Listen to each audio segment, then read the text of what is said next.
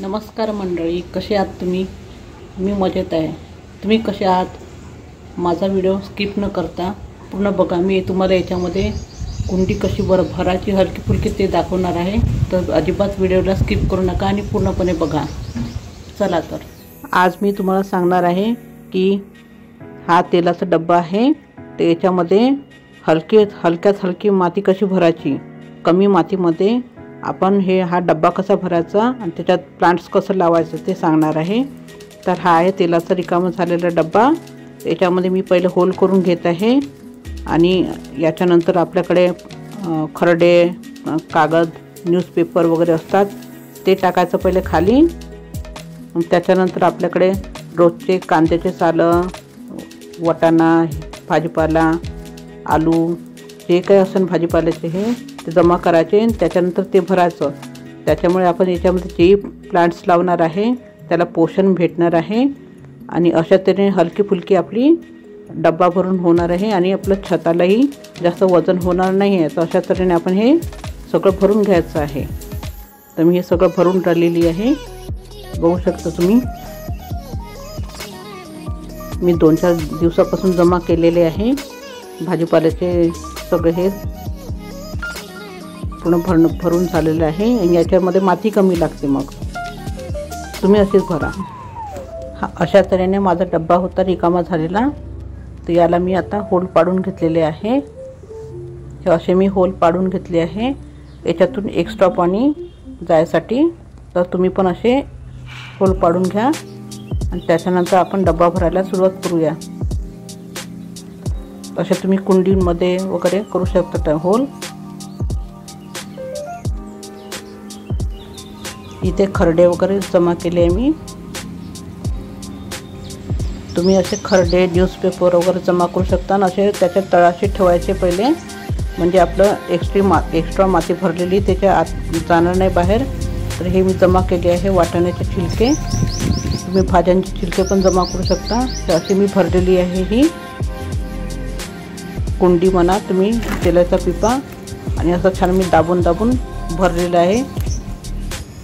आता हे आपल्या कमी मातीमध्ये बघा लवकर भरून तयार होणार आहे. आपल्याला कमी माती लागणार आहे आणि आपल्या छतावर सुद्धा वजन होणार नाही आहे. तर अशा तऱ्हेने मी ही पूर्ण कुंडी तेलाचा पिपा भरून घेतलेला आहे. वेस्टेजमध्ये आपलं काम होऊन जाते. आपल्याला जे आवड असते ते पण पूर्ण होऊन जाते आणि आपलं माइंडही चांगलं राहते. मी अशा तऱ्हेने पूर्ण भरून घेत आहे, छान दाबून. तुम्ही पण असे जमा करून काही पण अशा तऱ्हेने भरू शकता कुंडी. आणि त्यानंतर आपल्याला जे पाहिजे ते प्लांट्स लावू शकता.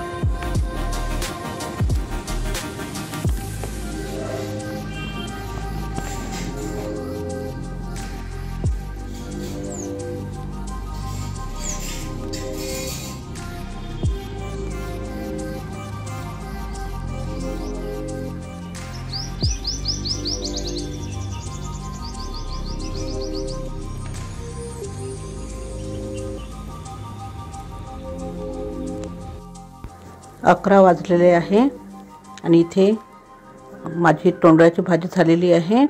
मी जेवून घेते. इथे मी तोंडळ्याची भाजी, पोळ्या, मुळा आणि फणसाची भाजी घेतलेली आहे. तर या तुम्ही पण जेवण करायला. इथे मी आता मेथी सोलून घेत आहे.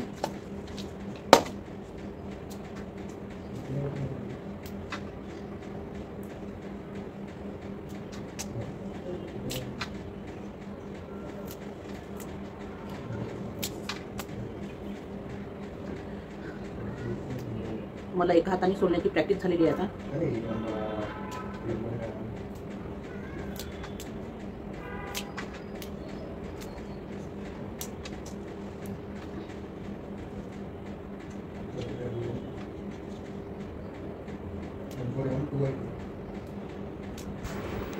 इथे संध्याकाळ होत आहे. मी पाणी टाकून राहिली आहे झाडांना. पूर्ण झाडं सकाळी पाणी टाकल्यावरही संध्याकाळी सुकून जातात माती कुंडीतली, त्याच्यामुळे मला सकाळ संध्याकाळ पाणी टाकावंच लागते.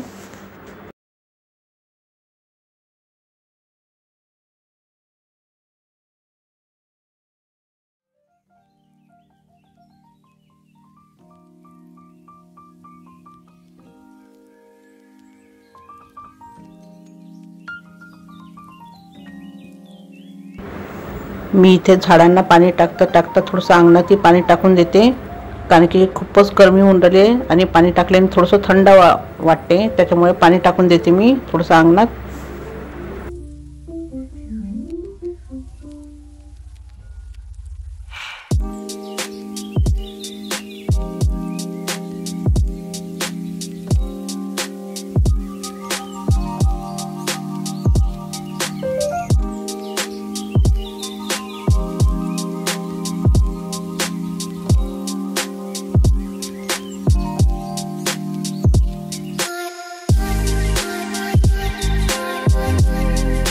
नळ आलेला आहे, पाणी भरत आहे मी आता.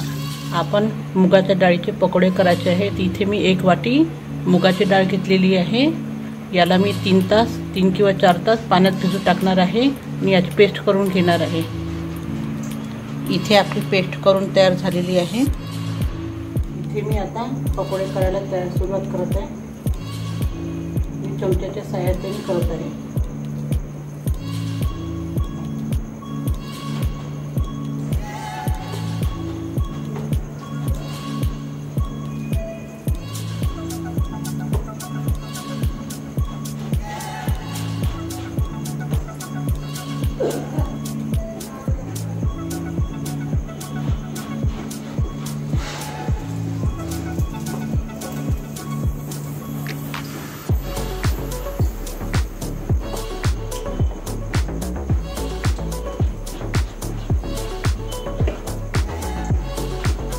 आपल्याला हे पकोडे मीडियम ते फास्ट जाळवर करायचे आहे. कमी जाळीवर तळले की तेल शोषून घेते, त्याच्यामुळे आपल्याला मीडियम किंवा हाय हीटवर ते तळून घ्यायचे होते छान गोल्डन ब्राऊन होतपर्यंत.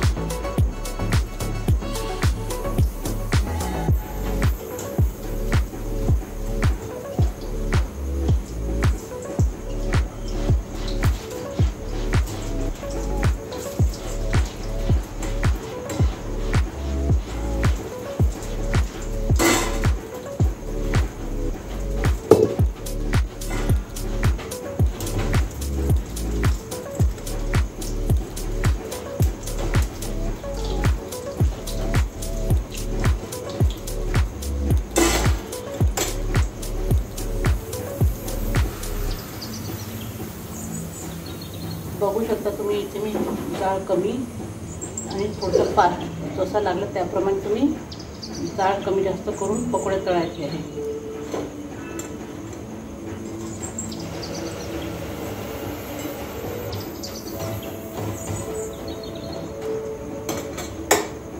या पेस्टमध्ये मी जिरं टाकलेलं आहे, मिरची अद्रक लसूणची पेस्ट टाकलेली आहे, मीठ टाकलेलं आहे. छान फेटून त्याच्या आता आपण पकोडे करायचे.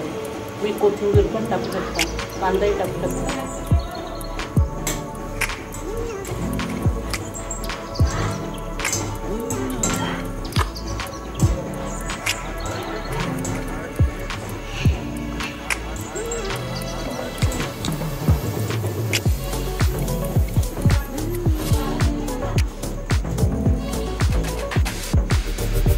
बघू शकता आपले छान पकोडे तयार झालेले आहेत.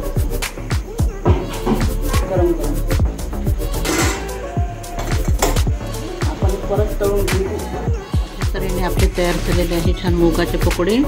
याला मी हिरवी चटणी टोमॅटो सॉस सोबत सर्व केलेलं आहे. तुम्ही पण बनवून बघा, खूपच छान वाटते खायला.